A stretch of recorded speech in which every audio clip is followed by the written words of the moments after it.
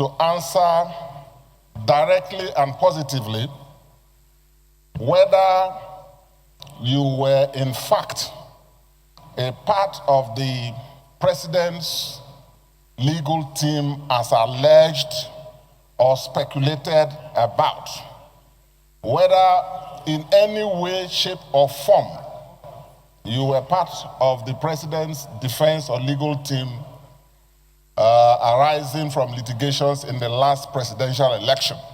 That is the question. Then, on the comment, I agree completely with the premise upon which my good friend and colleague, Senator Ningi, the premise upon which he made his comments, which is that INEC, right from the first indigenous chairman, Esua, in the 50s till date, so many professors like you have been appointed. So many jurists have been appointed. And so, being a professor speaks to your scholarship. In your own case, what is, for me, giving some level of comfort is the additional fact that you are, in addition to being a professor of law, you are a senior advocate of Nigeria. And this is the first time a senior advocate, in addition to being a professor, the two combined is being nominated for this office. Why I say I agree with Ningi is because from the resume of your predecessors, there is no lack of scholarship or intellectual capacity or prowess in them at all. The issue has been, as he rightly said, integrity, patriotism, and above all, courage to do the right thing and capacity to be fair. Most of them are first-class scholars. You, at your age, have invested with this responsibility to make Nigeria proud. And look at our neighboring country, Ghana. The general elections they conduct. The last one specifically, the presidential election, no litigation.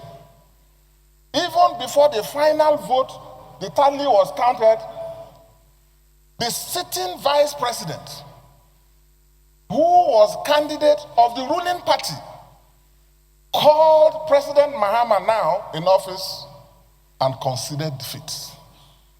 So even within our West African sub-region, there's no doubt that we are clearly not acting as the giants of Africa when it comes to electoral integrity. So my comment will be, question.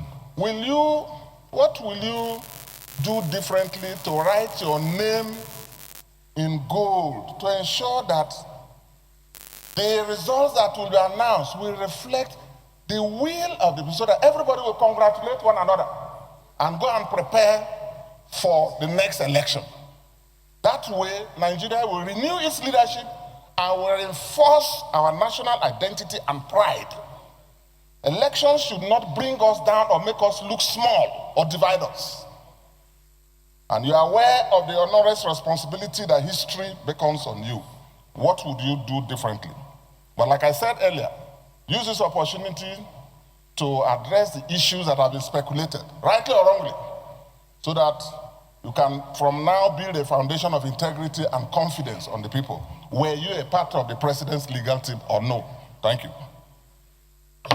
Well, I would have said, and I'm also aware that in 2007, the elections were not very good. That even the person who won came out and said, I must reform the electoral system. And that was late President Yaradua. May his soul rest in peace. He said so himself. And by the time he finished, in 2011, when I contested for second term as a governor, I can tell it was much better. The litigations were less than 30% of what we had in 2007.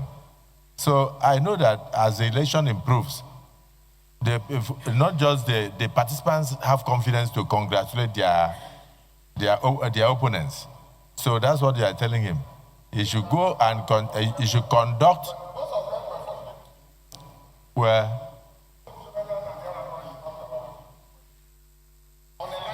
Where what?